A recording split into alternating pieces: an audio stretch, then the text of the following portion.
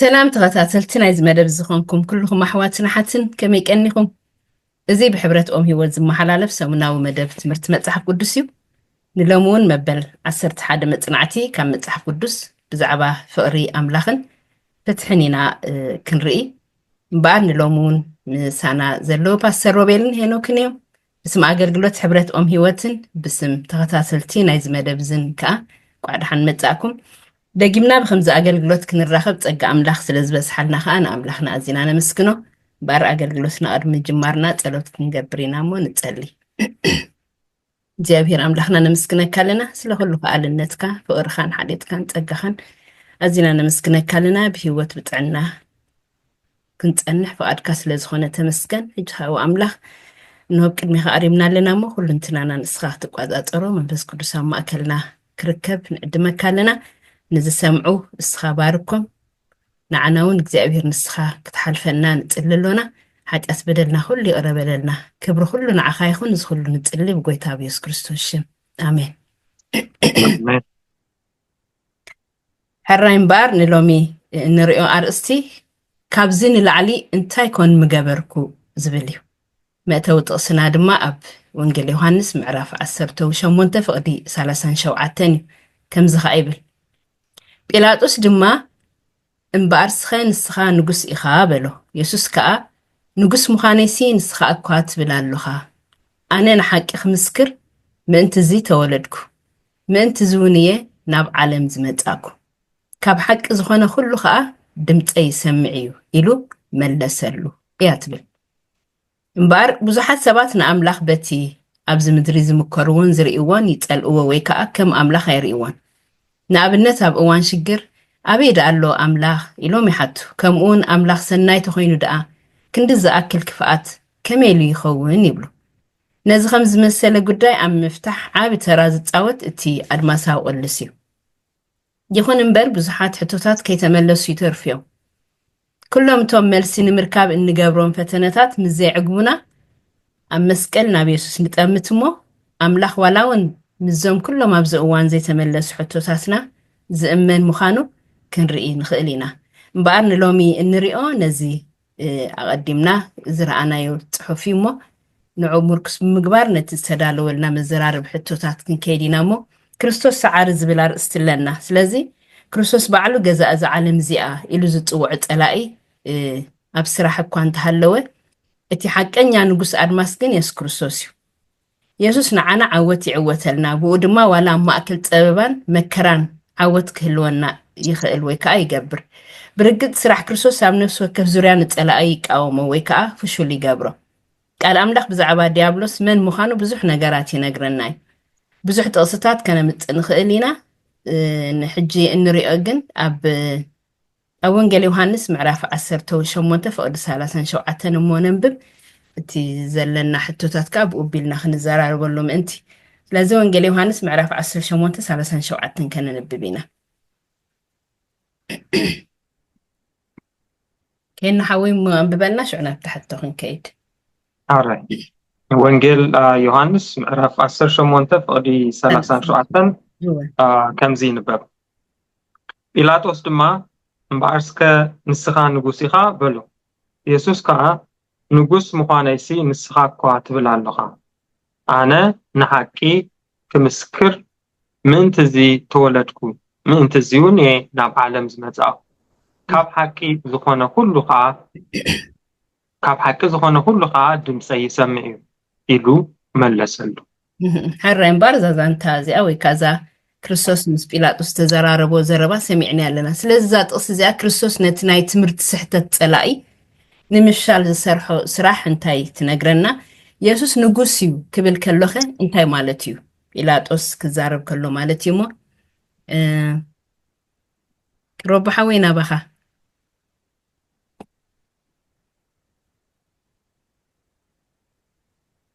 ميت لها الله أنا ليس أنا حفتي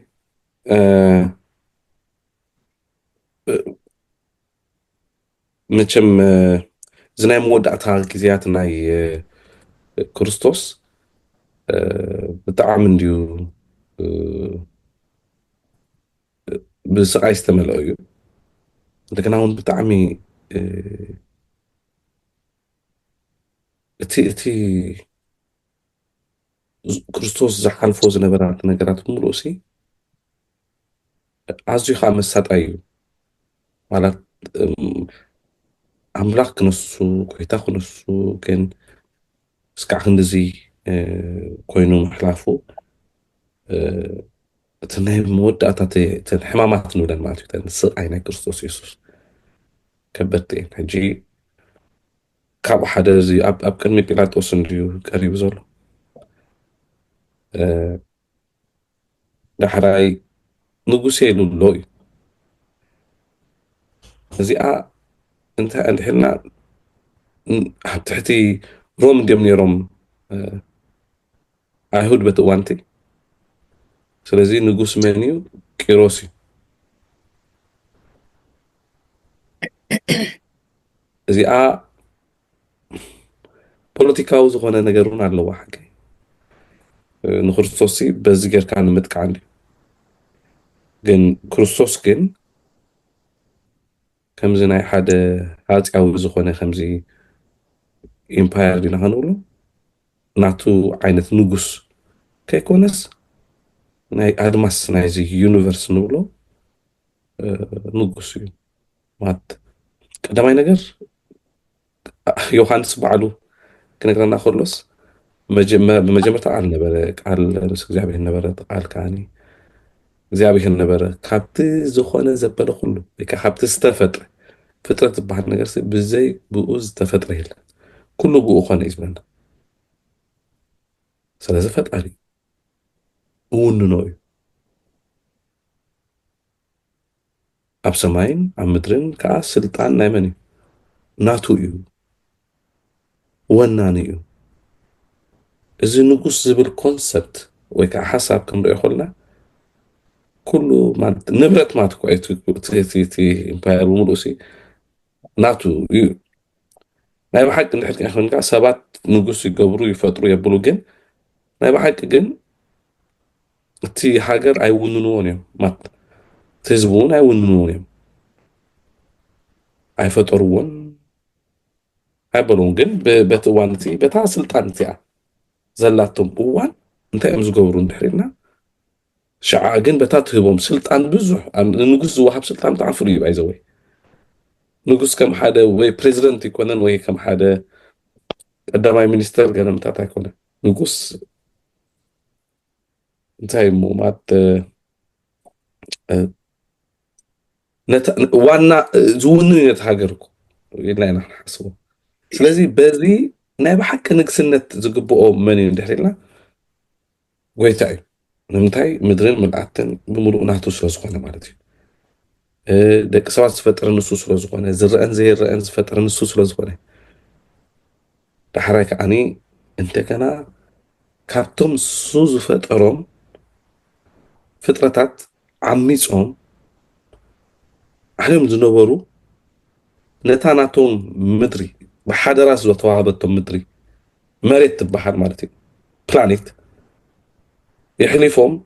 نسأل عزهاو حلفهم كو قلو نتام مدريون كونو ناس لزدليون هذا زي كتونن كتلخو لغا تسألن ليخا قدام من هوان تايم كينوم دحيلنا أملاك كونو دليم أملاك كونو أبزدليون وان عشان كويلو أملاك كونو حافيرهم تواريدهم دحراي بحلافنتك أم مدركو جزوة تباهيلهم ሂቦም ኣመሓዳሩ ተባሂሎም እዮም ግን ንሳቶም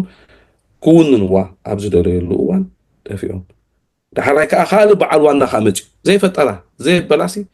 በዓል ዋና መፂ እዚ ፀላእ ከመን እዩ ድሕልና ፀላእ ሰናያት ኖት ዲያብሎስ እዩ ግን ጃቶም ኩሉ ሓሶት እዩ እቲ ሓቀኛ ዝኾነ ፈጣሪኣን ዋናኣን ግን ነቶም እዛ ምድሪ እዚኣ ዝተፈጥረት ንዝደቂ ሰባት እንዴ እንደገና ናብቲ ዝነበረ ክብሮም ንኽመለስ ካብኣቶም ሓደ ኮይኑ መፅኡ እዚ መስተንክር እዚ መቸም እንታይ ኢልና ከንዕለሉ ወይ ከዓ እንታይ ኢልና ክንፀውየሉ ኮይና ዳ እምበር ዝገርም እዩ ምሻዕካ ዓብዪ እዩ ማለት ክትዛረበሉ እውን ትኽእልሉ ነገር ኣይኮነን እንደገናስ ከድሕና መጪው ናብዛ ምድሪ እዚኣ ስለዚ እታ መንግስቱ እንደገና ሒዝዋ መጪው ናብዛ ምድሪ እዚኣ ምስ ክርስቶስ ማለት እዩ ዓልያን ዝነበረት ጠፊኣን ዝነበረት ዓሚፃን ዝነበረት ማለት እዩ ስለዚ መንግስቲ ኣምላኽ ኣብ መንጎኹም ኣላ እታ ንጉሳ ከመን እዩ ክርስቶስ ስለዚ ክርስቶስ ስኻ ንጉስቲ ኢኻ ምስ ተባህለ ንስኻ ኢልካ ኣለኻ ኣይ ነዛ ኣልዚኣሲ እንታይ ሽሙ ይገበረን ኖ ኣይኮንኩን ዶ ገለምታት ኣይበለን ትብላ ኣለኻ ትኽክል ኢኻ ንጉስ ኢኻ ትኽክል እዩ ሕጂ እዚኣታ ናይ ፀጋ መንግስቲ ናይ ክርስቶስ ንጉስ ኮይኑ ዘሎ ሕና በቃ ኩላትናስ ኣንጊስናዮ ኣለና ኣብ ልብና ስለዚ ንጉስ ኮይኑ ከዓኒ ይነብር ዳሕራይ ከዓኒ እታ መንግስቱ ከዓኒ ክትመፅእ እያ ከምቲ ንፅልዮ ዘለና ማለት እዩ ዝዓበየ ነገር ከምታ ፍቃድካ ብፅባይ ከም ዝኾነት ኣብ ምድርካ ትኹን መንግስትካ ትምፃእ እውን ንሪና ምሽ ሓቂ ስለዚ ንጉስ እሱ እዩ ቁሩብ እቲ ዓውዲ ኮንቴክስት ክንሪኦ እዚ ቁሩብ حراي ጽቡቕ ረብሓወይ ኣቐዲመ ከም ዝረኣናዮሲ ክርስቶስ ባዕሉ እንታይ ኢሉ ነይሩ ብዛዕባ ዲያብሎስ ወይ ከዓ ብዛዕባ ሰይጣን ተዛሪቡ ነይሩ ከመይ ዓይነት ሰብ ወይ ከዓ ከመይ ዓይነት ፍጥረት ምዃኑ ቃል ኣምላኽ እውን እስኪ ካብኡ ገለ ጥቕስታት ንሰማዕትካ ምእንቲ ሓጋዚ ክኸውን ገለ ጥቕስታት ብዛዕባ ዲያብሎስ መን ምዃኑ ዝሕብርሲ ገለ ጥቕስታት እንተትብሉና ፅቡቕ መቸም ኣነ እቲ ዝፈጥዎ ተንበብናዮ ውሕሽ ኢለ ዝሓስብ እቲ ቀዳማይ ኣብ ዮሃንስ ወንጌል 8:44 ሳብ ዮሃንስ ወንጌል 8:44 ወንጌል ኣበይ ወንጌል ዮሃንስ ኦኬ 8:44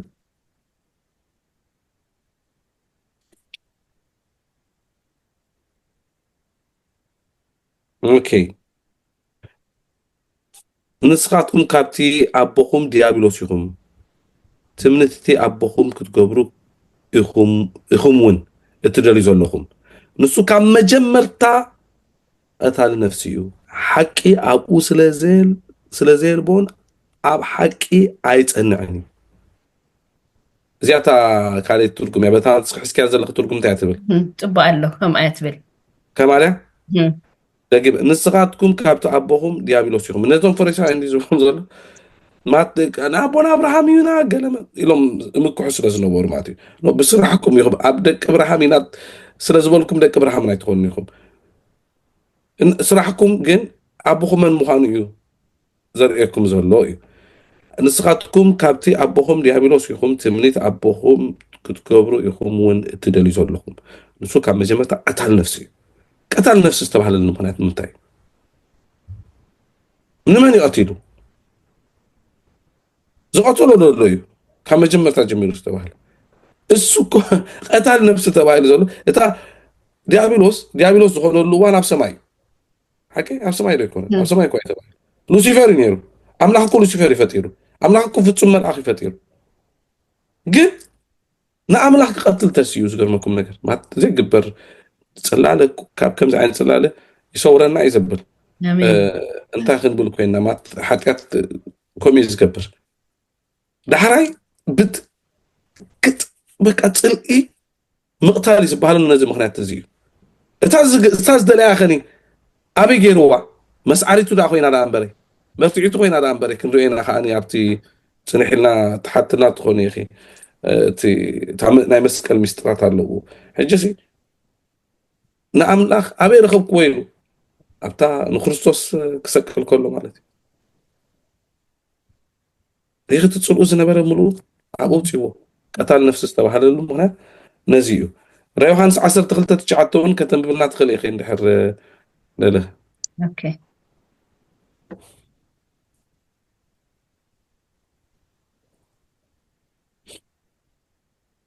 اتيني بزل عالم زسحتها زلو ديابلوسن سيطانن زبهال عبي جبر اتنايت انت تمن تدربي نا مدر تدربي ملأختون مسؤول تدربي زسحتها مسحاتيو حساويو قتاليو مسحاتيو اوكي رأي يوحنس 10:13 كتب بالله تخريخي وي رأي يوحنس 10:3 شدش تخبلتين حنتي عم ببلنا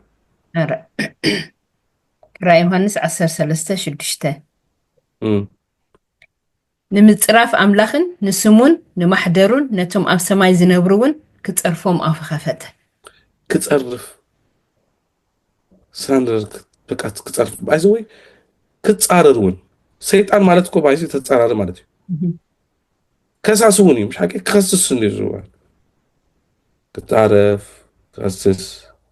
ይዝዋል ማለት ሓንቲ ናይ መወዳእታ ኣብ ዮሃንስ 10:31 ተንበብና ጽቡቕ እዩ ዮሃንስ ወንጌል 10:31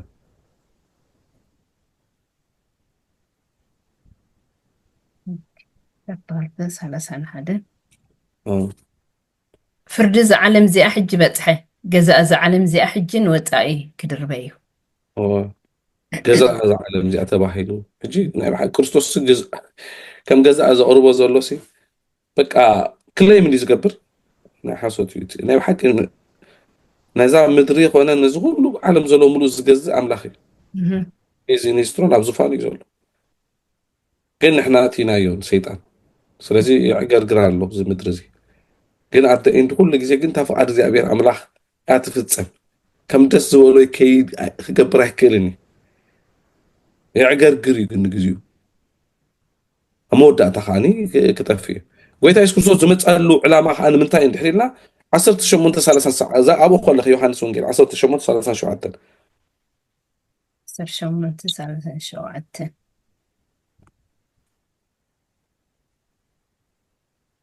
ጲላጦስ ድማ እምበር ንስኻ ንጉስ ኢኻ በሎ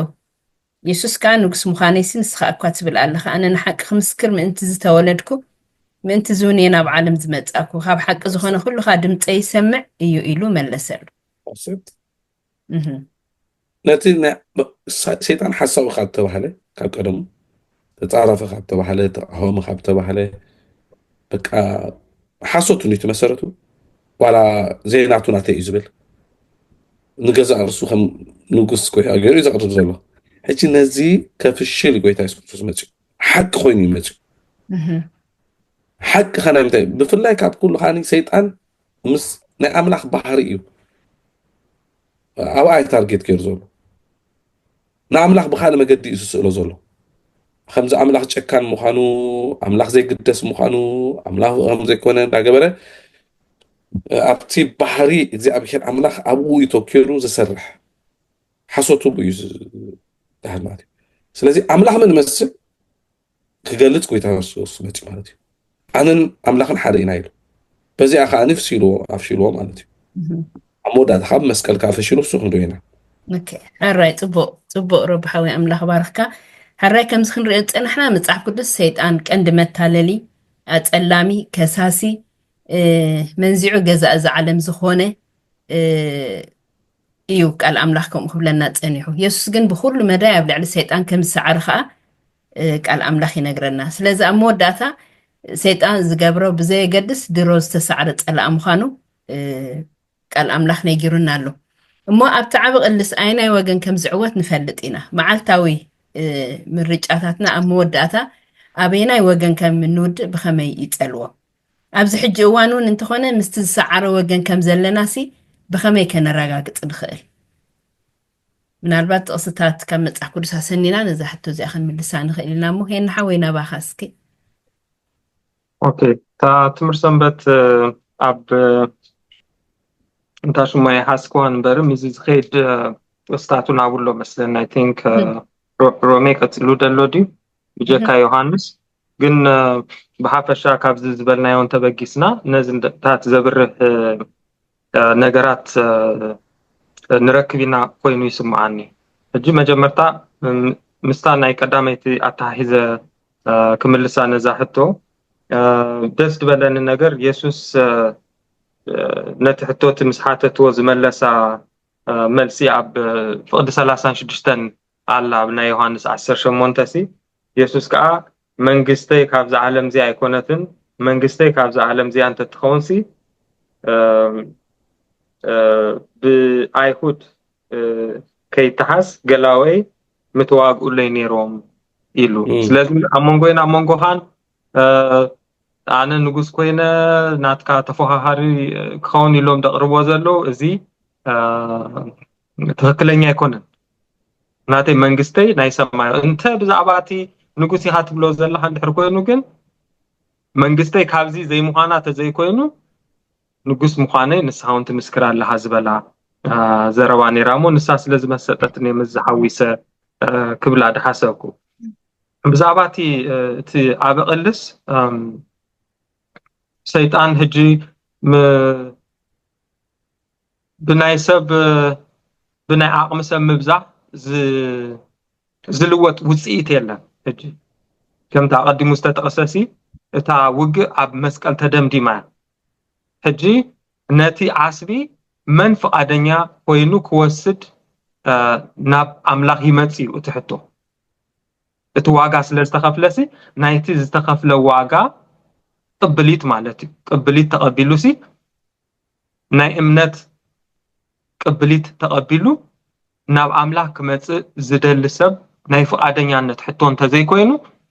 ሕጂ ዝግበር ቃልሲ ኣብ መንጎ ኣምላኽን ኣብ መንጎ ሰይጣንን ዘሎ ስለ ዝኾነ ኣይኮነን ምክንያቱ ከም ዝተባህለሲ እቲ ዓባይ ነገር ናይ ሰይጣን ተበግሶ ወይ ድማ ድሌት ዝነበረ ደቂ ሰባት ንክጠፉ እዩ ኣምላኽካ ብኣዝዩ ምስጢራዊ ዝኾነ ኣገባብ ምድሓን መስርሕ ናይ ምድሓን ኣካይዱ ዋጋ ተኸፊሉ ንነፍሲ ወከፍ ሰብ ዝኸውን እኹል ዝኾነ ዋጋ ብምቕራብ ንደቂ ሰባት ካድሕን ብቑ ኮይኑሉ ኣብ ራእይ ዮሃንስ ከምኡ ዝብለና ንየሱስ ሓቀይ ነታ ማህተም ክፈትሓ ዝኸኣለ ንሱ ስለ ዝነበረ ሕጂ ከምዚ እንድሕር ኮይኑ እዚ ሲ ከም ትሰኑ ዝጠቐስክዮ ኣቐዲሙ ዝተደምደመ ዝተወድአ ናይ ውግእ ስልቲ መን ከም ዝስዕርሲ ዝተፈልጠሉ ግን ቀፂልና ንሪኦ ንኸውን ኢና ኣብዚ እቲ ቀንዲ ክጥቀስ ዘለዎ እንታይ እዩ ምስታ ናይ ዝሓለፈት ሰንበትና ዝነበረትሲ እቲ ናይ ውግእ ኣገባብሲ ኣምላኽሲ ዓይኒ ብለይ ስኒ ብለይ ዝዓይነቱ ውግእ ኣይኮነን ዘካየድ ዘሎ ኣገባብ ናይ ውግእሲ ይኽተል እዩ ሰይጣን ኣብ ቅድሚኡ ንዝፀንሖ እንዳቐተለ እንዳሓረደ እንዳጥፈአ ነቲ ውግእ ከካይድ ይፍትን ኣምላኽ ግን ከምቲ ሰይጣን ዝኸዶ ዘሎ መገዲ ምኻድ ስለ ዘይክእል ኣይኮነን ካብ ንሰይጣን ምጥፋዕ ጀሚርካሲ ክገብሮ ዘይክእል ኮይኑ ኣይኮነን ክገብሮ ስለ ዘይደለየ ስለዚ እቲ ሕጂ ኣብ መንጎ ኣምላኽን ሰይጣንን ዝግበር ዘሎ ቅልሲ ናይ ብሓቂ ውፅኢቱ ዝተፈልጠ እዩ ሕጂ ነቶም ከምቲ እቲ ሕቶ ዘቕረብክዮ እቶም ንሕና ነዚ ውፅኢት እዚ እንፈልጥ ወይ ድማ ኣብ ውፅኢቱ ዝተፈልጠ ውግእ ኣብ መንጎ ዘለና ሰባትሲ እንታይ ክስማዓና ይግባእ ብዓብዩ እቲ ድሓሸ ምርጫ ክንወስድ ኣለና ናይ ለባማት ክርስቶስን ከምኡ ኢሉ ምሽ ደቂ ዝዓለም እዚኣሲ ጎርሃት እዮም በላሓት እዮም ኢሉ ምሽ ክርስቲያናት ድማ በላሓት ክንከውን ኣለና ኣብ ናይ ድሰዓረ ወገን እምበር ኣብ ናይ ድሰዓር ወገን ክንከውን የብልና ንገዛእ ርእስና ክንብል ኣምላኽ ኢልና ደይኮንስ ንገዛእ ርእስና ክንብል እዚ ምስ ፈለጥካ ኣብ ናይ ሰዓሪ ወገን ምዃንካ ምስ ፈለጥካ ድማ መሊሱ ሓይሊ ይድሕበካ ሞራል ይድኾነካ ካብኡ ሓሊፍካ ካብ ነብስኻ ሓሊፍካሲ ካልኦቱን ኣብ ከባቢኻ ንዘለውሲ ናብ ኣምላኽ ንኽመፁ ንክተተባብዕሲ ሓይሊ ድሕበካ ኮይኑ ይስማዓኒ ስለዚ ሲ ከምዚ ዓይነት ቅልሲ ኣብ ዓለምሲ ብዙሕ ልሙድ ኣይኮነን ኣነ ከም ዝረኣኸው ሓቀይዶ ብዙሕ ግዜ ድኹማት ዝተባህሉን ኣብቲ ውግእ ብዘይ ተፀበይዎ መገዲ ነቶም ሓያላት ድስዕሩሉ ኣገባባት ኣሉ እዚ ግን ካብ ናይዚ ዓለም እዚኣ ንሪኦ ዓይነት ውግእን ኣገባብን ዝተፈለየ ማለትሲ ከም ዝተባህለ ኣቐዲሙ ዝተደምደመ ግን ንሕና ብልብና ፍቓደኛታት ኮይንናሲ ነቲ ዝተዳለወልና ዓስቢ ንምርካብሲ ፍቓደኛታት ንኹን ዶ ኣይንኹን እዩ እቲ ሕቶ ዝኸውን ዘሎ ኮይኑ ስማዓኒ ጥቡቅ ሄን ሓወይ ኣምላኽ ባርኽካ ክንመፅኢና እቲ ብሰፊሑ ክንርኤና ሕጂ እውን እቲ ቁንዕን እቲ ዘይቅንዕን እቲ ቁንዕን እቲ ዘቕንዕን ዝብል ነገር እውን ክንርኢና እሞ እንተዳ ርኢና የሱስ ኩሉ ግዜ ነቲ ናይ ሰይጣን ስራሕ ደው የብሎን ውዲታቱ ከዓ የፍሽሎን እዩ ኣብ ቀዳማይ ዮሃንስ 3:8 እንተዳ ርኢና ወዲ ኣምላኽ ከዓ ግብሪ ዲያብሎስ ምእንቲ ከፍርስ ኢሉ እዩ ዝተገልፀ ይብል ብተወሳኺ እውን ኣብ ዕብራውያን እንተዳ ርኢና እውን 2:14 ነቲ ሓይሊ ሞት ኣብ ኢዱ ዝሓዘ ምእንቲ ክስዕር ንሱ እውን ዲያብሎስ እዩ ይብለና ገዚ ዝቃል እዚ ንፁር እዩ እስኪ ኣብ ሮሜ እሞ ንርአ ኣብ ሮሜ ምዕራፍ 2 ምዕራፍ 3 ካብ 23 ክሳብ 26 ከምኡ ከዓ ኣብ ሮሜ ምዕራፍ 5 ፍቅዲ 8 እሞ ነንብብ እንታይ ዝብለና እዚ እዘን ጥቕሳት እዚኣተንሲ ብዛዕባ የሱስ ንሓሶት ሰይጣን ዘፍሸለሉ መገዲ ሲ እንታየን ዝነግራና ወይ ከዓ እንታየን ዝብላና ናብ ሮሜ ንኸይድ ሕጂ كحجزكم خلي بمنباب هن حويت تحيا أم ببا. أوكي الله رومي سلسلة إسران سلسلة كساب إسران شدشتن كم زين باب كلهم حاتيهم كبر أملاك سينهم تبغى لهمش سلسلة إسران سلسلة هو كلهم حاتيهم كبر أملاك سينهم بتي بيسوع كريستوس ركب بجام حلاف بخامو بتسقى يتصدقوا نوعها نتقدم بتعجز تعمله التجبر حاتيات يحلف سلازة حدقو أملا صدقكم انت كرئي بإمنات بدمو ما تعرق غيرو أعومو نسوس عدق خون كاب إمنات يسوس نزبلون كصدق حجي كابز زمن زي صدقو كجلسي alright حانت تقصخا رومي حموشة شمون تخا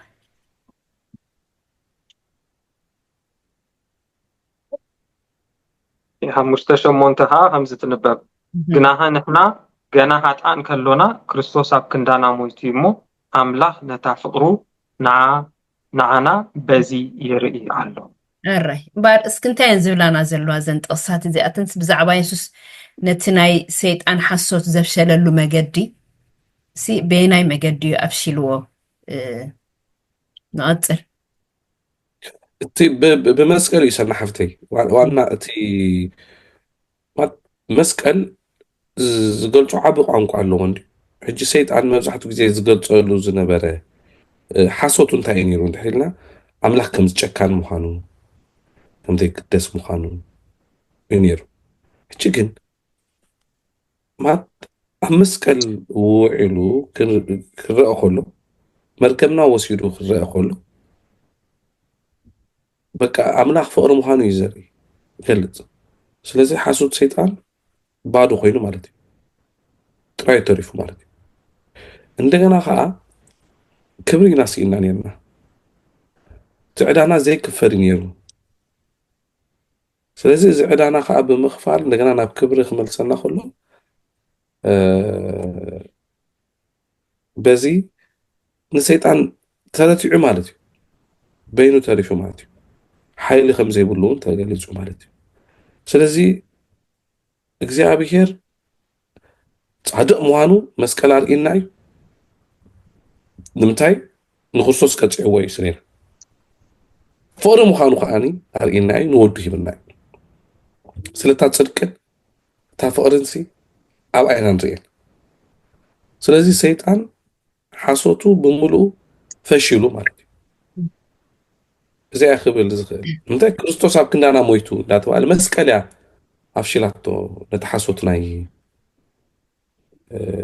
ዲያብሎስ alright ጽቡቅ እምበር ስለምንታይ ፍቅሪ ኣምላኽ ኣብዚ ኣድማሳዊ ቅልስ እዚ ኣገዳሲ ዝኾነ ንመስቀልን ነቲ የሱስ ኣብ መስቀል ዝገበሮ ነገራትን ክንርኢ ፀኒሕና ክንሓስበውን እንተደኣ ኽኢልናሲ ብኸመይ እዚ ኣብ መስቀል ዝገበሮ ነገራት ኣብ ዝዕለታዊ ነገራት እንገብሮ ኣብ እዋን ሽግርና ኣብ እዋን መከራና ኣብ እዋን ስደትናሲ ኣብቲ ናቱ ፍቅሪ ክንውከል ዘኽእለና ወይ ብኸመይ እዚ ነገር እዚ ተስፋ ክህበና ዝኽእል ይንሓወይና በኻልስ ኦኬ alright ያ ከምቲ ኣቐዲመ ዝጠቐስኮ ማእኸል ናይቲ ቅልስ ፍቅሪ ኮይኑሎ ማለት ብዙሕ ነገር ክበሃል ይኽእል እዩ ኣብ ከምዚ ንከይነኣቱሲ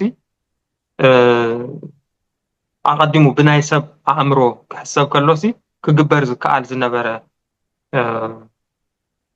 ከምዚ ሰባት ክንሓስቡ ከለናስ ከምዚ ንከየጋጥመንስ ኣቐዲመ ከምዚ ገይረ ወይ ድማ ከምዚ እንተዝገብር ነይረስ እዚ ኩሉ እኮ ኣይምመፀን ነይሩ እንብሉ ዓይነት ኣገባብ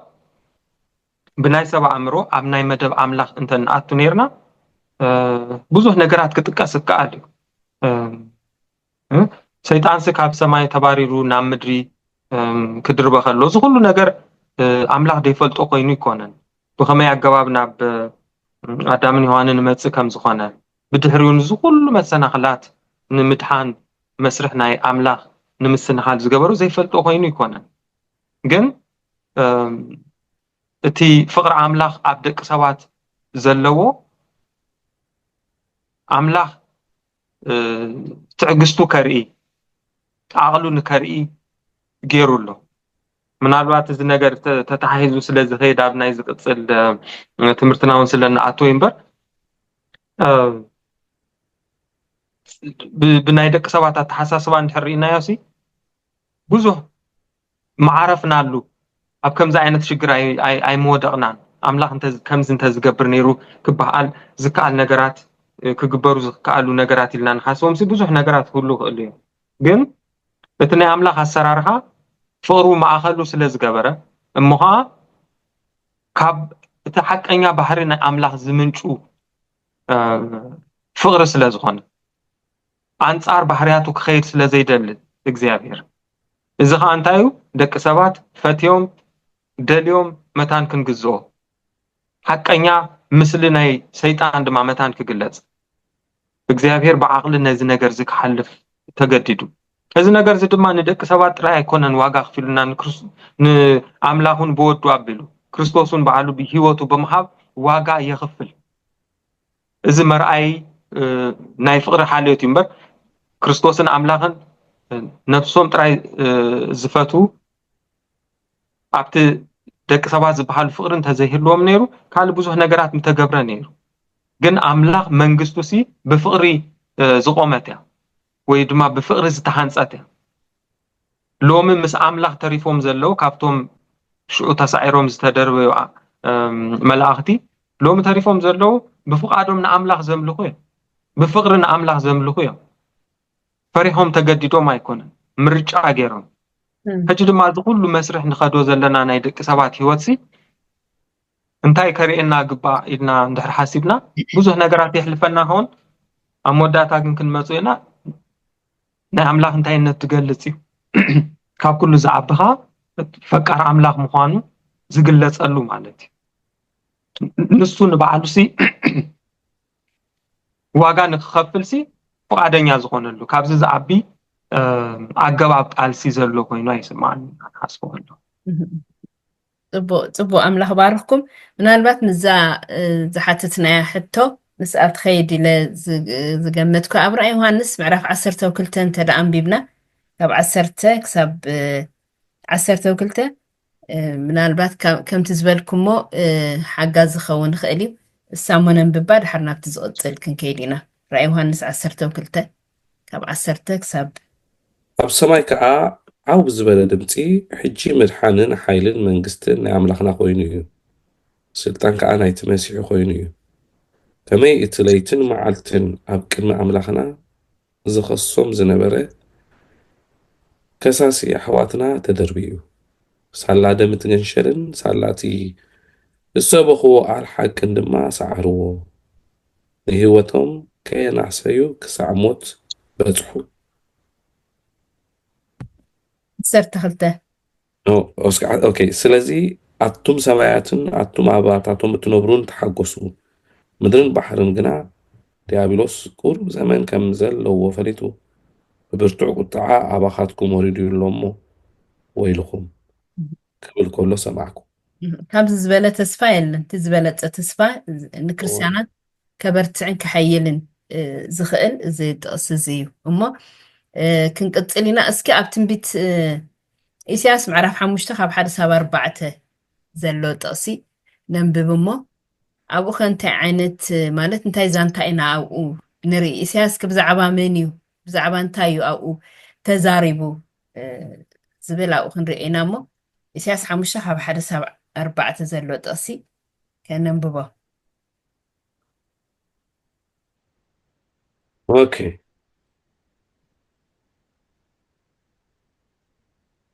ኢሳያስ 5 ካብ 1-4 ናብ ቤት ኣምላኽ ክትከይድ ከለኻ ኢሳያስ ኢሳያስ 5 ኦኬ መዝሙር ብዛዕባ ኣታኽልቲ ወይኑ ንፍቑረይ ብዛዕባ ኣታኽልቲ ወይኑ ዝምረሉ ኣለኹም እሞ ስምዑ ፍቑረይ ኣታኽልቲ ወይኒ ኣብ ፍርያም ኩርባ ነበሮ ኳዓቶ ነእማኑ ከዓኒ ኣርዩ ኣውፅኦ እሞ ሕሩይ ተኽሊ ወይኒ ተኸለሉ ኣብ ማእከሉ ድማ ግንቢ ሰርሐሉ ማሕመትሊ حمتلي محمتلي محمتلي يا محمتلي مدققي خمزي حمتل تبلو مدكمه مالتي اوكي نتويني سي ناب نتي فرناي نتوينس ناب فساس تغيرو مالتي اوكي محمتلي ها عوشتو كبرلو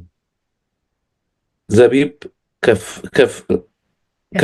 كفرون تتبع جناخه متيت فرا افري سلازي فوري كم زبله اتم ابو يرسالمن ابو يهودا نتنبرو اسك حجي امنغوين امنغو اتخلت وينين فردو نتخلت وينسي حلفا اتي انا زغبر كله انتاي كون متغبرلو نيرو زبيب يفري يويله ان تتصبخوس سلامنتا يو متيت فرا زفري بعلكن اتخلت ويني كم زخ غبري نحاصر خنططو نمكاببي ياو خا خفرسو انسسا خغاسيلون كرغصونين خغاسيالون واني خغاسيالون كرغصونين كادرو اي كصلون اي كخسكسوني دماي شخون تقربان كاني خبقلو يو ندمناتات دما زناب كيزن بلو خززوني بلو خززوني أنا عبد تمن بابس أباخي سخي تجاه خصوب بقول كي ختم بي سلازم أنا كابزي أوروب تشوم تتقبلنا تبوني الرأي صعب أتأخلنا الرأي بيني لنا زازان تزيا مزمور فقوري يعتبر زي ذات قصة زيا أبزن قصات زيات الزرب مالس الزارب زرلو مني إساس بزعبا منيو زارب زرلو ونانا أتاخلت وينن نمنيو كلو اتي ونانا أتاخلت ويني بسم أتاخلتي ويني زوسرو سقمت انتاي ترقم علو وطيت خا انتايو زبلالو خابزن قصتات زي أتبقسنا مبار تزانتا أو تتحيف زرلو بزعبا من انتاين مخانو يمو اسكنتاي تبلو هين حوينا بخا نبايا حجي حجنا بخا ناي وين مسكونت نبايا كوينا وين هاتي تواحلو تي ولا alright مالسي مسات زانتا انديو تملسنا اون كنرينا مثلا ماتيوس يسوسون تناحيفو له نز ነገር እዚ ካብዚ ተበጊሱ ጽቡ ገይሩ ደቅረቦና ኢየሱስ አባሃላውን አሎ እሞ ምናልባት ንማቴዎስ ነታናይ ማቴዎስ ዛንታ ኢየሱስ በላ እንተ ዘየንብብ ነዚያ ነገር እዚያ መተሸገርኩ ኮይኑ ስማዓኒ ምናልባት ሓደ ናይ ወይን ግራት ዝነበሮ ዶኒሩ ከውን ገለመለይልካ ብዙ ተሕስበካ ትኸውን ግን ኢየሱስ በሐቅነትን ባህሪ አምላክ ገልጽ እንዲመጽኡ ከምት ንሱ ድበሎ ንሱ ክገልጾ ከሎ ምዛ ታሂዝና ህሪያ ከለና ግን በጣም መሳጢ መቸምት ወናና አታክልቲ ወይኒ እግዚአብሔር አቦይ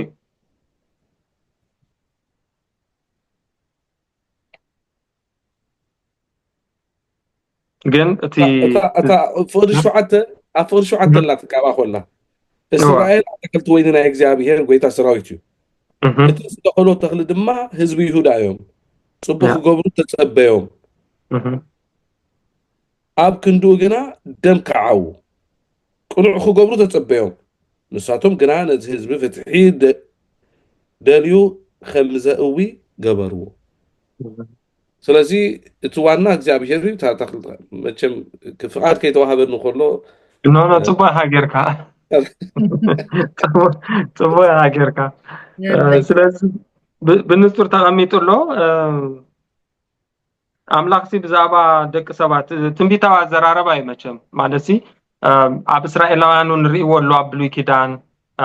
ክንደይ ነገር ሓሊፎም እዮም እግዚኣብሔር ክሳብ ክንደይ ጉሂሎም ከም ዝነበረ ካባታቶም እንታይ ይጽበ ነይሩ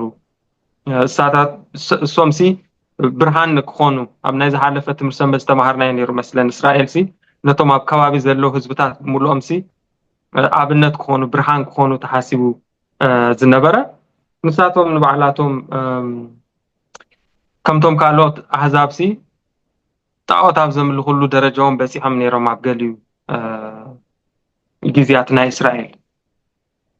እሞ መቸም ዳሓር እውን እታ ሕቶ ክትመፅያ ካብዚ ንላዕልስ እንታይ እዮም ገበርኩ እንዲ ክመፅእ ግን እዚ ሲ ኣብ መንጎ እግዚኣብሔርን ህዝቡን ብክርስቶስ ገይሩ ዝሃቦ ሕያብን እትገልጽ ኮይና ይርከብ ኣራይ ጽቡቕ ምናልባት ምስታ ናይ ወንጌል ማቴዎስ ምዕራፍ 21 ዘላ ምስ ኣኽነ ተሓዛ ንኽእል ኢና እታ ማቴዎስ 21 ብዛዕባ እቲ ዋና ኣታኽልቲ ወይኒ የሱስ ክርስቶስ ብምስላ ገይሩ እዩ ዝዛረብ ዘሎ ስለዚ እዚ ምስላ እዚ ከዓኒ ነቲ ኣብ ኢሳያስ ዘሎ ብዛዕባ ኣታኽልቲ ወይኒ ዝተዘመረ መዝሙር እዩ ዝነግረና ስለዚ ሲ ክልቲአን ዘን ጥቕስታት እዚኣተን ምናልባት ናይ ማቴዎስ 21 ካብ 33 ክሳብ 39 ከነንብባ ንኽእል ኢና ምስታ ኢሳያስ 5:4 ከነረኣያ ምእንቲ እሞ ስለዚ ዘን ጥቕስታት እዚኣተን ኣብ ግምት ብምእታው ክርስቶስ ካብቲ ዝገበሮ ንላዕሊ እንታይ ክገብር ይኽእል ዝብል ሕቶ እውን ኣብ ትንቢት ኢሳያስ ኣንቢብና ነርና ኒና እስከ ሕጂ ከም እዛ ናይ ማቴዎስ ርኢና ሲ ክርስቶስ ካብቲ ዝገበሮ ንላዕሊ እንታይ ክገብር ይኽእል ነይሩ ዝብል ሕቶ እውን ኣሎ እሞ ረቢ ሓወይ ናባኻ موسى حفتي زي تلبنا مجمرة ما تس ببالك دوسة حري فأتوا هاي بني كنب مالتي من باب كل جزء ناتك تكون على سنة حفتي سقطت ولا عين تكون صبوا يزلوا لكن مستي هاي تقري إنها متحف كل سكات صبوا خونه ليلا يزلك الرأي كم ببعين بار كف سلسن ساب سلسن تشعتن ماتيوس إسران حدا كلم السلا سمعوا أتخل توينز تخلي بعل بيت نبره حاصر محمتل دما خوعتلو جنبون سرحلو نعيتي بمجاسي بوم كأنا بكالها جرجشة جزء فريات مسبتحة فريقو خمتقولو باروتو نابتم عيت الأخ توم عيت خاء نتوم باروتو حزوم نجالي وقعوم نجالي قتلوهم نجالي بإمني أفلقوهم كم بحدش كابتم قدامو زبزحو خالقوت باروت الأخ نعتاتهم دماغهم وجبروهم موداتو نوديسي حفرو قدي يخونو يلو ودو الأخ توم عيتي نتودو مسرعيو نحد حدوم ازي اتوراسي ايو نعنو قتل أمو رستو نحاز تباهالو حيزوم كابوتا أتخلت ويني نوت اي اوتيوم قتلوه ياتبل سلازي زاد قصدي زاد قصدان زنببنا مستانا إسياس حموشتا كاب حدا ساب 4 زنببنا كرسوس كابت زقابونو اللعالي سنتاك قبر يخيل نيرو مالك أنا ما بعلوك عايز من السزي ده بس أنا كابون على جن أنتي يكرمني أملاخ ما سقاي إذا رأيني مالت سقاي رأيني قبلكم كل خص تاي مالت هيو حسوا مومنتان أنا خرد الناس بزرد أنا ما قد جيروس أنت إذا قبرت أنت إيه خجبر لكم تدليو خبر عست إيه خجبر كما إذا أمثلة فلوس وأنا مروز تخلقوا أيوه حري تخيلوا مخان كل نجاركو بقى ولا حنت مغني اعتبر لان حما فرقة فرسي زقبر له حنت كوي مخنات تيل كل تسكبر تجري كم يجروسي ما سو سيكون فرخ ميجرو يفري ويك عمري زخون فرخ ميجرو يفري إذا هجي نتنوع زلنا مصنعتي انت انا نقبل زلنا بوجن املاخسي كابزن عرس كبرو زخيل ነገር ነይርዶ ንህዝቢ እስራኤል ካብዝን ዓርስ ዝገብሮ ነገር ነይርዶ ደድሕሪኡ ኸ ንህዝቢ እስራኤል ጥራይ ኮነ እንደገና ሓደ ድሕሪኡ ነዛ ነገር እዚኣ ናብ ዩኒቨርሳል ገይርዋ ዓለም ለኻዊ ገይርዋስ ንህዝቢ ዓለም ከኽገብሮ ዝኽእል ነገር ነይሩዶ ንወዱ ሰሪዱ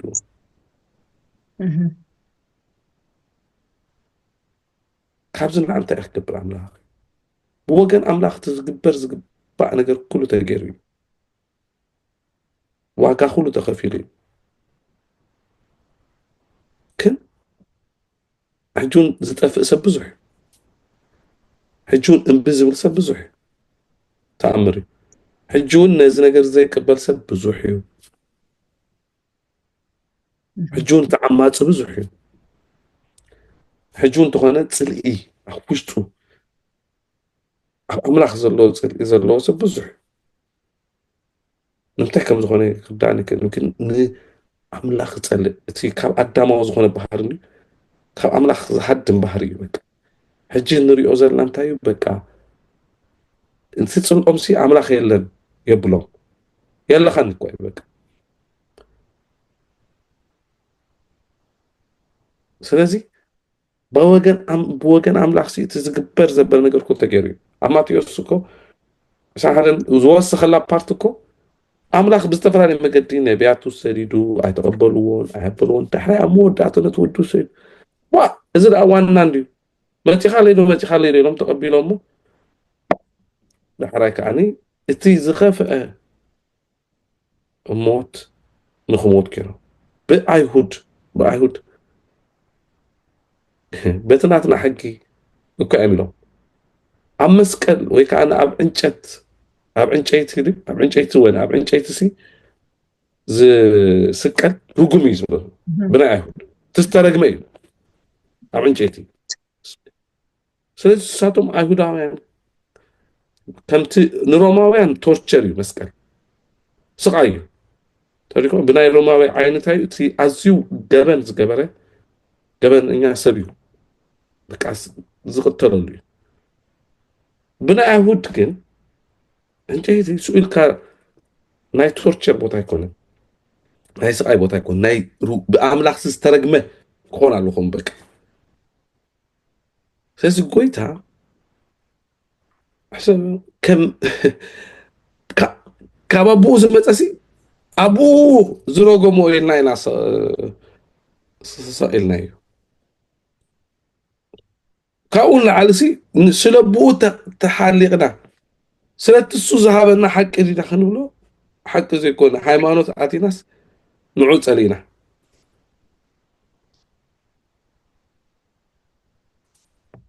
እዚ ክርዳዕና ክእል ዶ ሰና ሓፍተይ እንታይ ምኹን ከምኡ እዩ ካብኡ ንላዕልስ ሃይማኖተኛታት ኮይንና ካብኡ ንላዕልስ ሓቀኛታት ኮይንና ካብኡ ንላዕልስ ንኣምላኽ ተጣቢቕናስ ደድሕሪኡስ ንዕኡ ንኣምላኽ ዘኽበርና መሲልናስ ንዕኡ ርጉም ኢልናስ ሰቂልና ማለት እኳ ነቲ ኣምላኽ ዝሰደዱ ግን ኣብ ውሽጥና ፅለ ስለ ዘላ ብወገን ኣምላኽ ግን ንደቂ ሰባት እቲ ክግበር ዝግባእ ነገር ጥራይ ከይኮነሲ በቃ ዝግበር ነገር ንተትውል ነይሩ ዝተገብረ ነይሩ እዩ ብወገን ኣምላኽ ግን የለን ሂወቱ ይህብና ካብ ሂወት ዓቢ ነገር ኣሎ ኣታይተርዳን እሞ ኸ ይግባኣና ዶ እዩ ትነጥብ ንሕና ካብዚ ኩሉ ናይ ዩኒቨርስ ዘሎ ፍጥረት ምሕሰቦ ዩኒቨርስ እዚ ኣድማስ ንብሎ ነገር هني حسب مو سنة يونيفرس كومات أب كل يونيفرسي إتا بلانيت إرسي زلوا أبو تامون رأيه تاناتنا بلانيت أنت تا بلانيتنا أب زي أدمس نقوله بزي يونيفرس نقوله سي بوتا كنده يكون خون كنده يكون تمزن كنده يكون بوتا تحس ترى دو خدنا مخان أب يونيفرس بعينس دحن نقدر فمو ولا بتي بالتلسكوب قلم تات قال كاستا بلانيت إيرث ترى كوي يعني هذه حتى كوس كوي إذا نكو أخبت نريان زل أمونا تنكو كابزا بلانيت إيرث كو تعبو كوي ولا حنت كو أم significance يبلنا نكون إحنا كان أملاخ سي ما تقرني نحن ترينا فترات وقيرنا نحسب مو يونيفرس انت ينفلت نحن انت ينفلت سكن قرني قالي انا كون حقك انت ايش نفلت እግዚአብሔር ኮን ኢዮብ ዝበሎ እንታይ ትፈልጥ አንተ ኢዮብ በጀኻ እንዶ ኢዮብ ተሰቲርካ ሱቅ እንደበል እዚ ክፍጠር ከሎስ ነርካ ዶ እዚ ክሰርሕ ከለኹስ ኣማኺርካ ንዶ እስኻስ እንታይ ኩሉስ ኣለካ እንታይ ፍልጠት ኣለካ ቁርሱ ዘይትብል ፈንጠርጥራይ ትበል ድሓረ ዳ ኢዮብ መወዳእታ ዚኣይኑ ኢኑ ሶ ኢኑ ሓፊሩ ምሽ ሓቂ كم زبل نجاري كو أملاخ غير زلمات نزا بلانيت إرز أبان زعمت ناسي أنا قد حنا الناس كمان أخوي نمشي يخوي نقول ناس تاي مالته يرد عنه ديزي كرد عنه في التنمو يسنبت سكع خند زدي أملاخ واجه هبني سكع خند زدي أملاخ أفكرني سب خوون نبزام درجة أحمد صص تاي مو زي جبري تجيب عنه دي خير أملاكو خبط الزنبورو نجار هيكون نجيرو ويك عالم بمول هيكون نجيب لنا الحزر ده أنا خير جزاء السوق أهيب لنا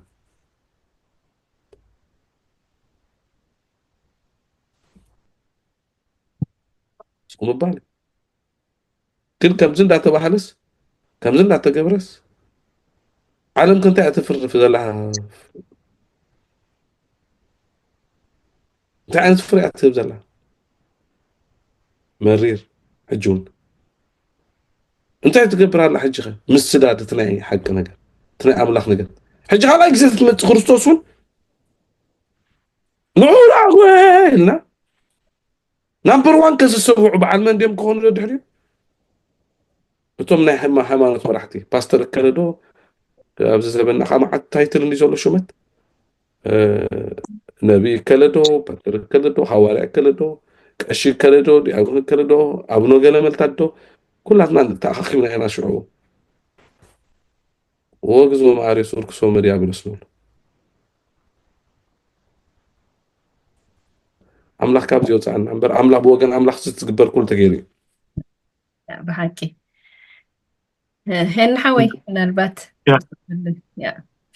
دهان مستا تقصل غيره بحنساب كستاي كبرايتنج تتحايسو سلاز خيد هكذا هو مستا تقصل غيره هو أفتاني مودة شو مزيابير هو سم أملاك كابت ألمنت عم جبارندي كنا هو قدم أبادينا بتحنا سوري نمودة أفتاني أوكي أبا بتحنا تهنا أبزا روبي زبلا نيش تيترايزوس أوكي دحري قش مزراب دا خوينو نايمبر الجسي انتاي كحسب صني هسي طعم نمفرايسي كما يجرى ربايتا حتى نعيون حتى يا كوينات انه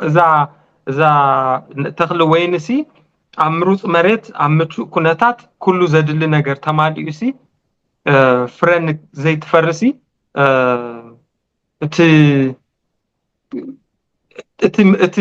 እቲ ምጽአትሲ ካበይ ይመጽአሎ እዩ ሕቶ ትኸውን ማሲ ንዓይነ ነፍሰይን ንሰማዓትን ሕጃብ ዝከቅርቦ ደልየ ዘለኹ ስንታይ እዩ እዚ ምስላዝ እንታይ ዘርእየና ዘሎ ኣብ ምቹ ኩነታት ኣብ ቤተ ክርስቲያን ምህላው ኣብ ዝተፈላለዩ ነገራት ናይ ኣገልግሎት ምህላው ጥራይ ኣይኮነን እዩ ደስምዕ ዘሎ ምክንያቱሲ እንታይ ተረዲየ ዘለኹ ቅድሚ ሕጁን ተማሂርናዮ ነርና ኣብ ናይ ምስላታት ናይ ኢየሱስ ክንመሃር ከለናሲ ኣምላኽሲ ፍረዘ ፍሪ ትካል እዩ ክውንን ዝደሊ ማለትሲ ጠፋሽ ቢዝነስ ኣይኮነን ዘለዎ ናይ ኣምላኽ እዚ ናይ ወንጌል ሳሳ ኣብ መወዳእታሲ ሰባት ናብ ምድሓን መፂኦም ድሕፈሱሉ ከምዚ ሃርቨስት ድግበርሉ እዚ ምህርቲ ዝኣትወሉ ቢዝነስ እዩ ዝውንን ኣምላኽ ኣብዚ ንሪኦ ዘለና ምስላ ግን ከምኡ ኣይኮነን ቅድሚ ሕጂ ዝረኣናዮም ነይሮም ብዛዕባታ ናይታ ኦም በለስ እንድሕር ርኢና ኩሉ ነገራት ኣለሞ ኩሉ ነገራት ክትሪኦ ከለካ ዝተማልአ ፍረ ግን ዘይብሉ ናይቲ ሃብታም ሰብኣይ ነቶም 3 መክሊት ዝሃቦም ሰባት እንድሕር ርኢናዮ ዘድሊ ነገር ተዋሂቦም እቲኦም ተጠቂሞም ፈርዮም ክመፁ ከለዉ እቲ ሓደ በይኑ ዋይ ጎይታይሲ ዘይናቱ ኣይደልን እታ ምክንያቱ ከማን ኣዝያ ብጣዕሚ ኣእማኒት እያ ጎይታይሲ ዘይናቱ ኣይደልን ኢለሲ ከምታ ዝሃብካኒ ዓቂባ ኣቐሚጥያስ ኣምፅእየ ኣለኹ ዝብል ኣምፅኡ ናይዛ ወይኒ ክንሪኦ ከለና እታ ኦም በለስ ምፍራይ ኣብያ ነጭራስ መፂፅ ኣይሃበት ወላ ጥዑም ኣይሃበት እዛ ወይኒ እዚኣ ከዓ መፂፅ ፍረ ሕጂሲ ኩሉ ነገር ተማሊኡ ኢልካ እውን ከባቢኻ ምቹእ ድመስል ናይ ፍረ ቦታ ናይ ሕርሻ ቦታ ድመስል ኮይኑ መፂፅ ምፍራይን ፍረ ዘይምፍራዩን ኣሎ ማለት እዩ ስለዚ ኣነ ንነፍሰይን ንሰማዕትን ንዝኾነ ነዝከታተሉን ክብሎ ዝደልሲ ናይ ብሓቂ ፍረ ንክንፈርሲ ምስ ኣምላኽ ክንለግብ ኣለና ናይ መሬት ሕቶ ይኮነን ናይ ማይ ምስኣን ሕቶ ይኮነን ናይ ኩነታት ኣየር ኣይኮነን ዘድሊ ነገር ኩሉ ተማሊኡላ እዩ ግን ከምቲ ወናንቲ ግራት ኮይና ክትርከብ ኣይከኣለትን እሞ እዚ ንኩላትና ከምቲ ደው ኢሉ ዘሎ ዝመስሎ ዝብሎ ኣባሃላሲ ንኩላትናሲ ኣብ ሓንጎልናስ ክሊክ ክትገብር ኣለዋ ኮይና ተሰሚዓትንያ እንከላይና ፅቡቅ ኣምላኽ ባረካ ይንሓወይ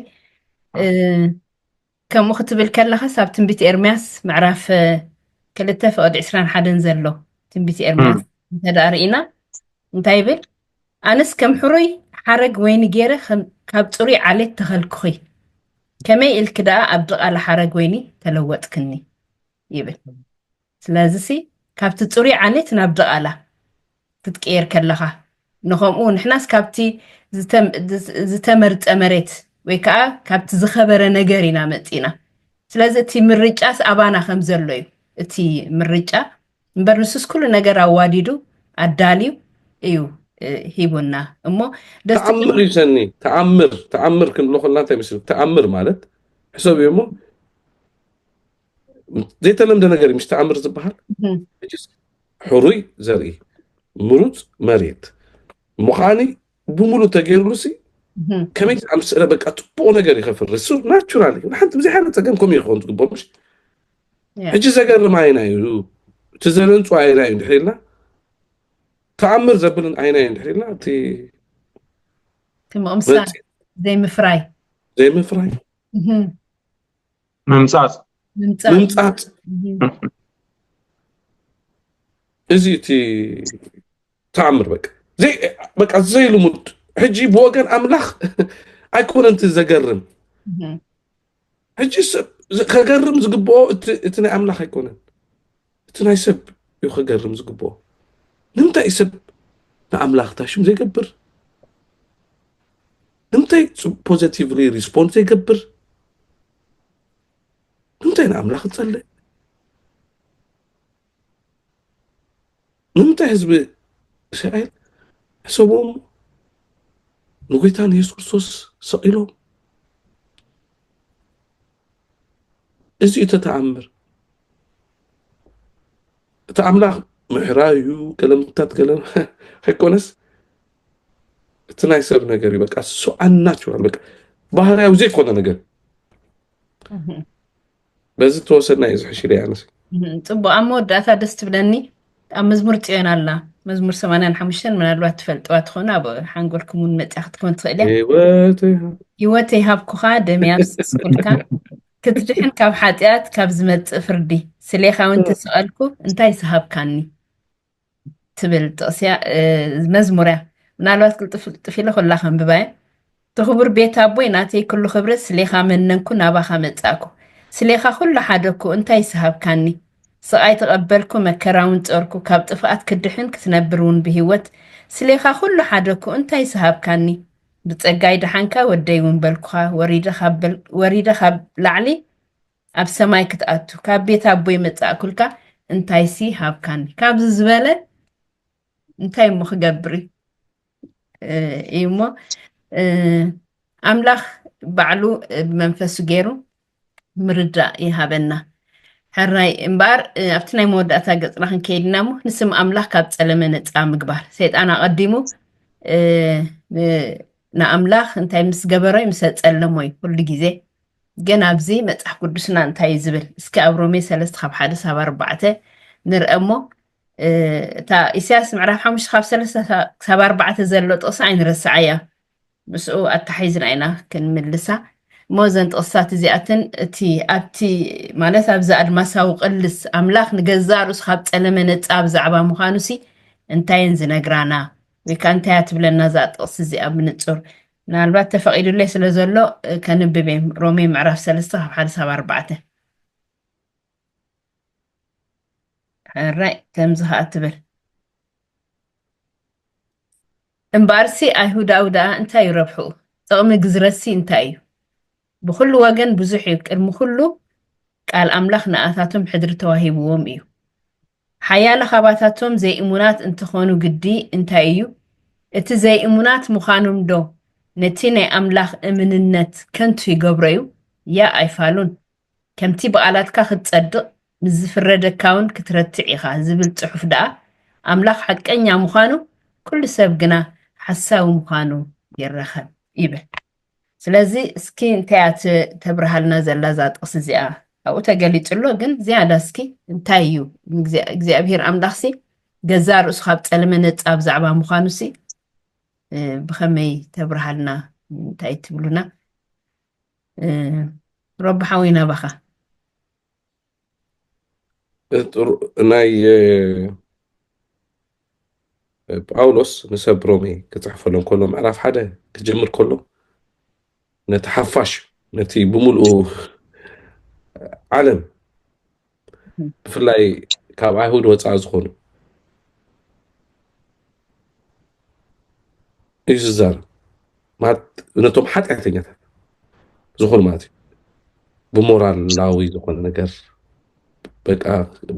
ብስነ ምግባር ዝወደቑ ኮራፕትድ ዝኾኑ ሰባት ዝገልጽ እዩ እዚኣቶም በቃ ሓጢአተኛታት ምዃኖም ይገልጽ ሓጢኦም ምዕራፍ 2 ነቶም ካልእ ኣሕዛብ ኮይኖም ግን ከዓኒ ኣብ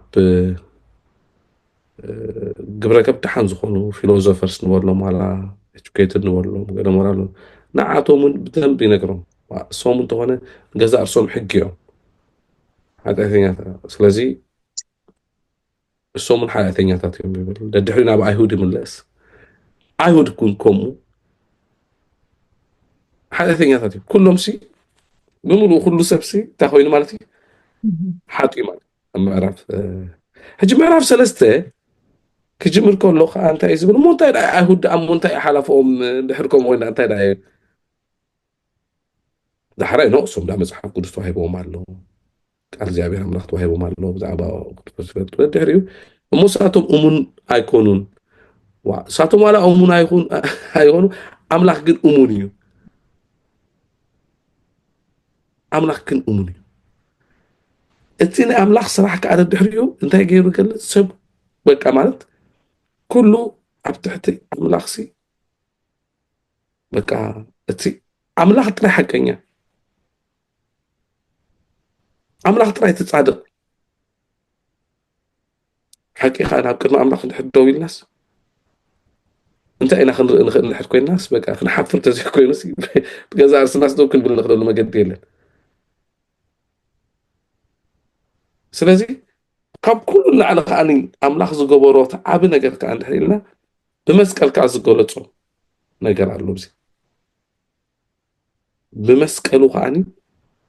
በቲ ሓደ ወዱ ብምሃብ ዝገለጾ عبد نجرنا عالم كله مالتي رجعنا له مجد كله حاطين له حق ساعة أبكر ما أملاخ جنس عدري سب حاطي سب حساوي أملاخ حق كنياي سلازي أملاخ لك خمسان نوين وكتاش مزقبر حج عندك سبات حد ودو يبو بزي أخاني تانا أملاخ سرح تقريت أمالتي تني أملاخ تعاد أصخونه قبل ما تشمو مالتي بزي أتقريت هجي سب كله أمود داتا زبلون نقدر تقول انتاي ولا عمل حد صادقي بقى تاير امو صادق فرادي انتاي كله مغنيات انتاي انا مغنيات كان قربي مغنيات يقولوا بقى مغنيات عسينو على مغنيات يقولوا حجي دحر كريستوس املا بقى سا فينديكيت بقى تا ناي شيطان على انت يعني را بقى حسوت يعني را حجي كن املاخ كم تسيطان زبولو خيكونسي املاخ كم املاخي كم تاناتو كم فقريو بقى تفق انت قليصة سيطان حسوا مهن تقليصو كحفر شو حبونا يا أخمد كرسوس كم تقول لكم حجي كندي ناب كرسوس حبو حجي بجزي خلنا كنا ناب كرسوس حبو سي كم تقول له تحريقن نخرانا دون قلم تحبونا أخمد شو إحنا لا تحبا لا تحبا خاي من باري بك أبزع علم زيها سب انت مش سب أبينا يحبها إذا عنبر سنة حفتي دحر عدام كله محبي يزدلي دين خمسة دوك تبرا كدن أبيك تحبها تعبي محبي يتكاس أبي ياي هذا حريو أبطر نص حبها هذا حريو أم مصحف حبها هذا حريو أو ونبر حبها هذا حريو أم ماتريال زخون نقرات تراي كلمتات بك أم محبي يزد أب حبتي حبها محبي يزدلي قال كحمتيو خير كحبها محبي تحكي يا محبي كرسوسي نحن نسكروسي اتخاد قلنا بحق محبي يكونن بل سب لا فيكي سب تدحيليو دهوليو بحاتي تدحيليو دهوليو كبر عمل أخشينيو نعم كبرهم من الزغل بخرصوص تراي آمين شو لازي تعباينا بدأ دحريون كرصوص لكن أخمد لسكولون حبونا يخمد شو أخراناتو كلمتاتو دحري صادق مخان زيابير عمل صادق تحب أنه ما انت إزي آئنوس كخصص زغلله ما قد يلن أملاح تقول زقبر ما قد كريو تات أنا من أي أبشمو زنبرت أنا حاسوت مخاناس تجاهد أوجع ما كمسك الكل كلام بتوجهوي أملاح فقر مخان خرائي إنه زرقعي لما ينيو حجون نعود حانو يبلال حجون نعود عملوا سي يبلال هزوي كسبي كبي أزلا كلاز يعتم كعملنا لهم أبقرم تاتي تحب أزلا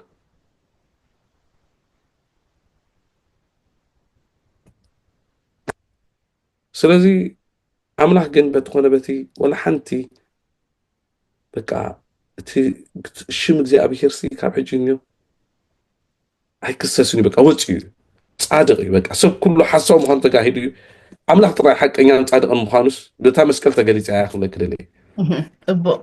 أملاخ حقኛው ሰብ ግን ሓሳዊ ከምቲ ኣብ ሮሜ ዝተገልጸ ማለት እዩ ስለዚ ኣምላኽ ኣብ መወዳእታ ኩሎም መጽሓፍቲ ምስ ተገንጸሉ ይብል ቃል ኣምላኽ እግዚአብሔር ፍጹምን ፍትሓውን ጻድቕን ምዃኑ ይገልጽ ወይ ከዓ የርኢ ማለት እዩ ስለዚ እስኪ ኣብ መወዳእታ እና ሓወይና ባኻሞ ምናልባት መጽሓፍ ቅዱስ ካልውን ኣብ መወዳእታ ኣምላኽ ቅኑዕን ጻድቕን ምዃኑ ሲ መጽሓፍ ቅዱስ እንታይ ይብለና በቃል ኣምላኽ መሰረት ሲ እንታይ ክትብለና ትኽእል ኦኬ ህጁን ካብቲ ዝተባህለ ብዙሕ ከይወፃኹ እዛ ፍቅርን ፍትሕንሲ ብዙሕ ግዜ ንደቂ ሰባት ከም ክልተ አንጻር ናይ ማግኔት ክተላግበን ፈቲንካ ሴት ገድፈን ከለካ ይፈላለያ እንዴን ኣብ ደቂ ሰባት ብዙሕ ግዜ ፍቅርን ፍትሕን ብሓንሳብ ክነቐምጠን ብጣዕሚ ኢና ንሽገር ክልቲአን ስለ ዘይኮናልና ኣምላኽ ግን በቲ ኣብ ጥበቡ ገይሩ ነዚአን ምስ ኣላገበ ኣነ እንታይ ኮይኑ ይስማዓኒ ናይዚአን ዝተላገባሉ ረሲት ሒዙ እዩ ዝቐርብ ኣምላኽ ኣብ ቅድሚ ሰይጣንን ኣብ ቅድሚ መላእኽትን ኣብ ቅድሚ ደቂ ሰባትን ድሓራይ ኣብ ፍርዲ ግዜ ማለት እዩ ነቲ ኩሉ ድመፅእ ነገራት ንሱ ንደቂ ሰባት ኣፍቂሮም ኣሎ ንሳቶም ከዓ ወዲቆም ኣለው ነቲ ዝወደቁሉ ከዓ ናብ ምድሓን ከምጾም ከዓ ዋጋ ዝተኸፍለሎ ነዚአን ነገራት ኩላተን ኣብ ሓንቲ ገጽ ከም ዝኾና ገይሩ ዘቐመጠለን ቅብሊት በዚአን መሰረት እዩ እግዚኣብሔር ኣብ መወዳእታ ንነፍሱ ነፃ ዝገብር ምክንያቱ ኩሉ ሰብ እዩ ከምቲ ዘንበብክዮ ፍርዲ ኮነ መፅሓፍቲ እውን ተገንፀሉ እዩ ናይ ደቂ ሰባት ኩነታት ክዝርዘር ከሎ ማለት እዩ እቲ ኣምላኽ ድገበሮ ነታ ኣታኽልቲ ወይኒ ከዓ እንደገና ክዝርዘር ከሎሲ ኣምላኽ ከምታ ነታ ኣታኽልቲ ወይኒ ዝገበረሎም እሞ ጽቡቕን ጥዑምን ፍረ ዝፈረ እዩ ተሓምቲሎም ድማ ጥዑም ወይኒ ኮይኖም ንካልኦት ከማን ከርውዩ ዝኽኣሉ ሰባት ኣብ መወዳእታ ኣብ ቅድሚ ኣምላኽ ክቐርቡ ከለውሲ ሰይጣን ክኸሶም ኣይክእልኒ ምክንያቱ ዝተኸፍለ ዋጋ ስለ ዘለዎም ማለት እዩ ኣብ መወዳእታ ድማ በዚ ገባብ እዚ ሰይጣን ዝሓፍረሉን እቶም ኣብ መወዳእታ ንመንግስቲ ኣምላኽ ዝወርሱ ድማ ናይ ኣምላኽ እቲ ሓቀኛ ኣምላኽነት ሓቀኛነት መስኪሮም እቲ ሰይጣን ድማ ዝግብኦ ነገር እንታይ ከም ዝግብኦ ፍርዲ ሂቦም እዩ ክዛዘም ክኸውን እምበር ብዘይንጹር መገዲ ተዓቢጡ ዘይተገልጸ ነገር ኣይኮነን እንድኸውን እሞ ኣምላኽ ኣብ መወዳእታ ናይ ብሓቂ ነፃ ክኸውን ፅቡቅ ኣምላኽ ባርክካ ሃወይ ምናልባት ጥቕሲ ንሰማዕትና ብሩኽ ክኾነሎም ምናልባት ጥቕስታት እንተደኣ ሃልዩ ሓጋዝ ዝኸውን ስለ ዝኽእል እንተንበብናዮ ፅቡቅ እዩ ተደኣ ምሳኹም ኣሎ እቲ ጥቕሲ ትምህርት ሰንበት ምሳይ የላን እምበር ኣብ ራእይ ዮሃንስ ምዕራፍ 15 ፍቅዲ 3 ከምኡ ከዓ ራእይ ዮሃንስ 19 ካብ 1-6 ሓገዝቲ ጥቕስታት እየን እግዚኣብሔር ቁኑዕን ጻድቕን ምዃኑ ክነግራና ይኽእላ ኢለ ይሓስብ እሳተን ምናልባት ሰናንቢብና በዚአን ክንውዲ ኢና 15 ክንደያ ራእይ 15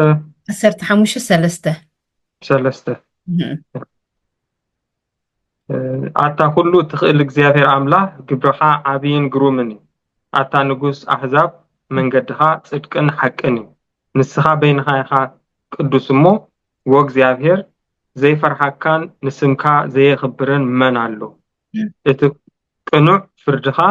ተጋሂዱ እሞ ስለዚ ኩሎም ኣሕዛብ ክመፁ ኣብ ቅድሚኻ ክሰግዱን እዮም እናበሉ መዝሙር ሙሴ እቲ ባርያ ኣምላኽ መዝሙር እቲ ገንሸል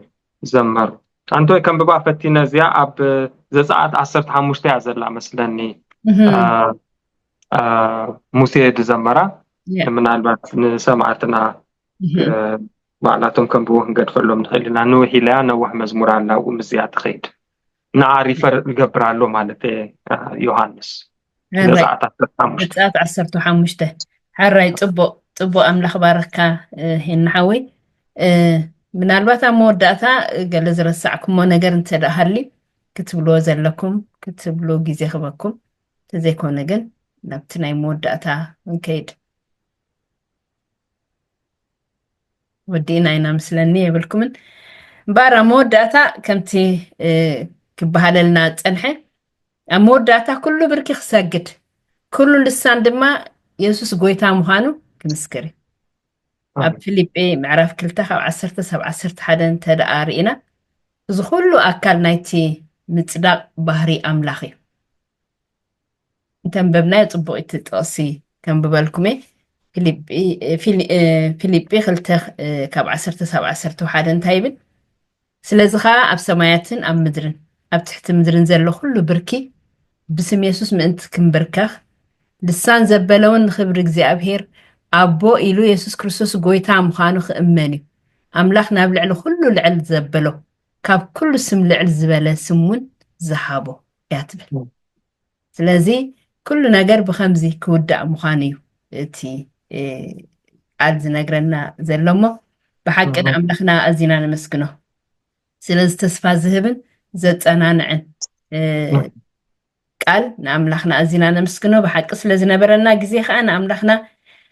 ኣዝና ኢና ነመስግኖ። ንዓኻትኩም ከዓ ስለቲ ኣገዳስን ግሩምን ዝኾነ ሓሳባት ዝሃብኩምና ደጊመ ብስም ኩሎም ተኸታተልቲ ናይዚ መደብ እዚ ኣዝየ ዘመስግነኩም። ስለ ኩሉ ኣገልግሎትኩም ከዓ ኣምላኽ መሊሱ ይባርኽኩም። ባር መደብና ብፀሎት ክንዛዝሙ ኢና እሞ ረቢ ሓወይ ፀሎት ግበረልና።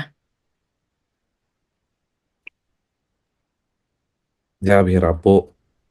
ሎማዓንትኻኒ ፍቕርኻ ብፍሉይ መገዲ ስለ ዝገለፅካልና ነመስግነካ ኣለና። እወ ንስኻ እግዚኣብሔር ኣቦ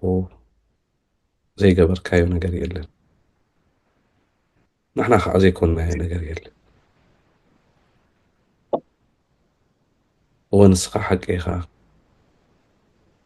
ንሕና ግን ሓሶት ንፈቱ፣ ብሓሶት ከዓኒ ንሕበን ንኮርዕ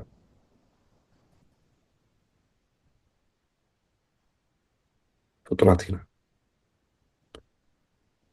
ግን እግዚኣብሔር ኣቦ ብኣና ተስፋ ከይቆረፅካ እንደገና ናብ ሓቂ ክትመልሰና፣ ናብ ፍቕርካ ክትመልሰና፣ ናብ ሕቑፍካ ክትመልሰና ንወድኻ በጃ ሂብካ ትመርገምና ኩሉ ወሲድካ ሞትና እውን ከምኡ ንዓና ከዓ ሂወትን ክብርን ስለ ዝሃብካና ነመስግነካ ኣለና። ኣሜን። ካብዚ ዓቢ ፍቕሪ የለን። እዚ ፍቕሪ እዚ ክረትዓና፣ ነዚ ፍቕሪ እዚ ሕራይ ክንብል ክንእዘዝ እግዚኣብሔር ኣቦ ካብቲ እምብይ ባህላይነትናን ዓመፅናን ከተውፅኣና እልምነካ ኣለኹ። ኣሜን። ኢድና ክንህብ ናይ ብሓቂ ፅድቅኻን ፍቕርኻን ክንርኢ ብልቢ ከዓ ንክንስዕበካ ሓግዘና። ኣሜን። ነዚ ዓቢ ፍቕሪ እዚ ዘይተረድኡ ገና ብናይ ሰይጣን ሓሶት ዝተደናገሩ ሎሚ ናይ ብሓቂ ዝሓቂ እዚ ሓራ ከውፅኦምን እግዚኣብሔር ፍቕርኻ ክትገልፀሎምን ንእምነካ ኣለኹ። ኣሜን። ስለቲ ዝነበረና ግዜ ተመስገን። ተሪፉ ዘሎ ዘመንና ንስኻ ባርኽ ብጎይታ ብኢየሱስ ስም ኣሜን። ኣሜን። ኣሜን። ኣሜን። ኣሜን። ሕራይ እምበር ክቡራትን ክቡራንን ኣሕዋትን ሓትን ስለቲ ምክትሳልኩም ኣዝና ኢና ነመስግን። ንዓኻትኩምን ኣምላኽ ይባርኽኩም። መደብ ናብ ዝወዲእና ኣለና። ኣብ ዝመፅእ ሰሙን ብተመሳሳሊ ኣርእስቲ ኢና ክንራኸብ። ኣምላኽ ብድሓን የራኽበና። ሰላም ኣምላኽ ምስ ኩልናትና ይኹን። ድሓን ቀኒ